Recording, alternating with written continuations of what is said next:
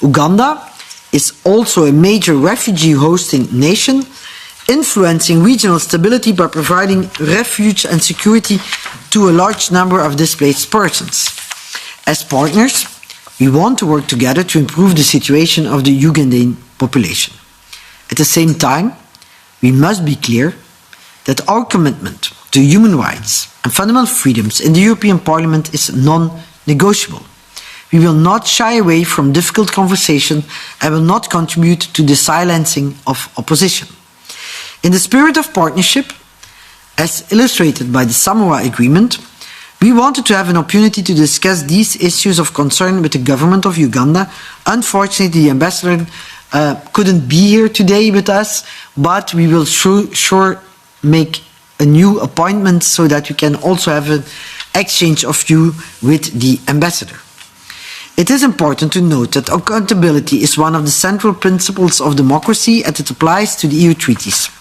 As part of its oversight role within the EU institutions and parliamentary diplomacy, the European Parliament regularly adopts resolutions on electoral processes worldwide, particularly when credible reports raise strong concerns.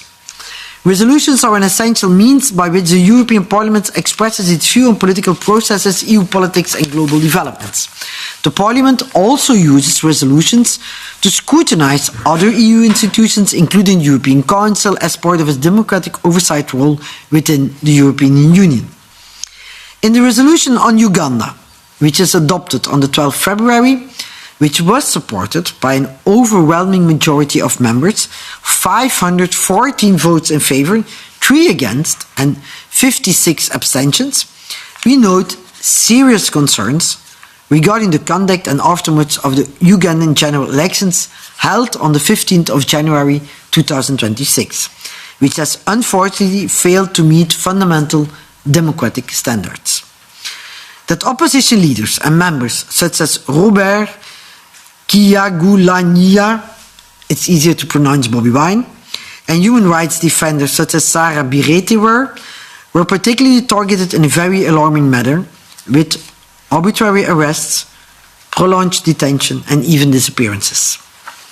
This is why we called in our resolution for the end of all violence, threats, harassment, arbitrary detention of opposition figures, activists and critics, the dropping of all politically motivated charges, the lifting of arbitrary suspension of civil society groups, and the organization of comprehensive electoral and institutional reforms to ensure the